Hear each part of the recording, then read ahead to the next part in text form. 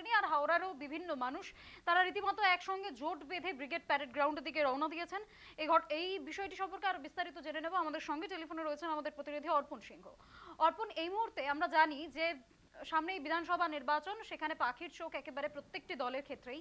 তারা এবার সিপিএমও পিছিয়ে থাকেনি, সিপিএমও তাদের ব্রিগেড প্যারেড সমাবেশে তৈরি করেছে আর সেখানে বহু মানুষ আসছেন। এই মুহূর্তে হাওড়ার ছবিটা ঠিক কি?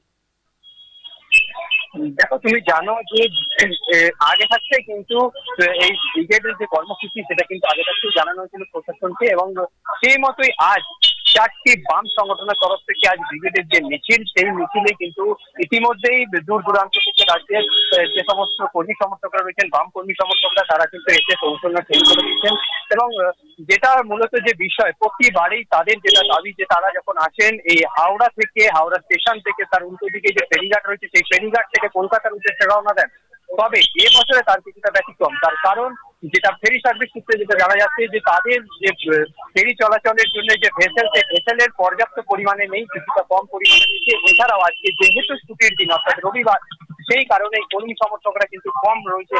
তাই আজ তারা এই তারা মিছিলে কিন্তু তারা এই যে পরিষেবা সেটা কিন্তু তারা দিতে পারছেন না। অর্থাৎ একেবারেই এই মুহূর্তে কিন্তু ফেরি সার্ভিস ইতিমধ্যে বন্ধ রয়েছে।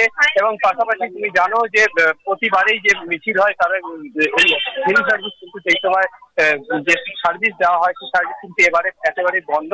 এবং এই নিয়ে কিন্তু কিছুক্ষণ আগেই যে কর্মী সমর্থকরা, বাম কর্মী সমর্থকরা, তারা ফেরি সার্ভিসের পাশে অর্থাৎ হাওড়া স্টেশন সংলগ্ন যে জায়গা সেখানে তারা বিক্ষোভ দেখান এবং রাস্তায় বসেও পড়েন। এমনকি ফলে যানজটের সৃষ্টি হয় এবং পুলিশ প্রশাসন কিন্তু ঘটনাস্থলে তারা পরিস্থিতি কিন্তু নিয়ন্ত্রণে আনার চেষ্টা করেন এবং প্রায় কিছুক্ষণ পরেই আবার পরিস্থিতি কিন্তু নিয়ন্ত্রণে আসে। এবং তাদের যেটা দাবি যে তাদের এখান থেকে অর্থাৎ যদি ফেরি সার্ভিস যদি পরিষেবা যদি ঠিকঠাক না পাওয়া যায়, তারপরেও কিন্তু তারা পায়ে হেঁটে কিন্তু ব্রিগেড সমাবেশে তারা যোগদান করবেন, এমনটাই কিন্তু দাবি কর্মী সমর্থকদের। অনেক ধন্যবাদ অর্পণ তোমাকে। এই মুহূর্তে যে আপডেট আমরা জানতে পারছি যে আমরা জানি আজ রবিবার আর ব্রিগেড প্যারেড গ্রাউন্ডে সমাবেশ রয়েছে সিপিএম এর কর্মী সমর্থকদের।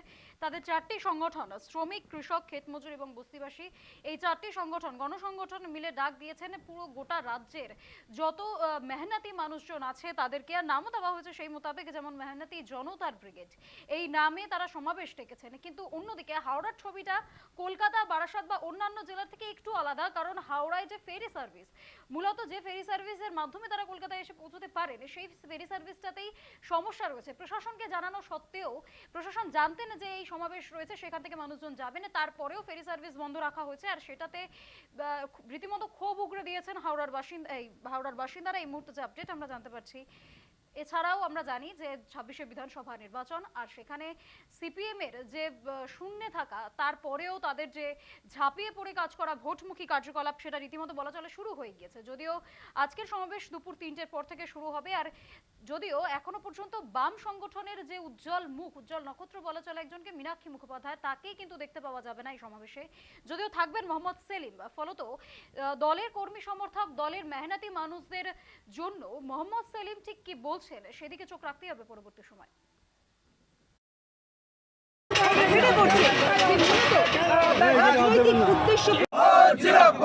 বন্যা টুডুর জনসভায় দলে দলে যোগ দেন।